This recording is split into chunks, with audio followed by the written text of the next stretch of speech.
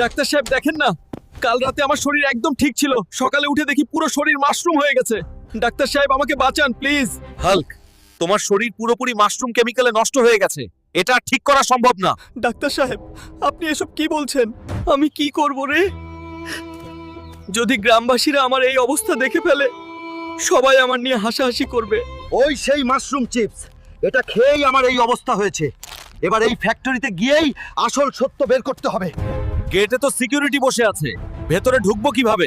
আচ্ছা, পাশে যে ডেলিভারি ট্রাকটা আছে ওটার ভেতর লুকিয়েই ঢুকতে হবে। শোনো, এই কেমিক্যাল সব চিপসের সাথে মিশিয়ে পুরো গ্রামে ছড়িয়ে দেবে, তারপর আমরা এর ওষুধ বানিয়ে কোটি কোটি টাকা কামাবো। তোরাই আমার এই অবস্থার জন্য দায়ী। এই কে রে তুই? কোনকার ডন যে এখানে এসে ডনগিরি মারাচ্ছিস? দেখলে তো মনে হয় কেউ তোকে বডিতে মিউট দিয়ে দিয়েছে। ভাগ এখানে থেকে। এক তো আমার এই অবস্থা, তার উপর আবার গালাগালি।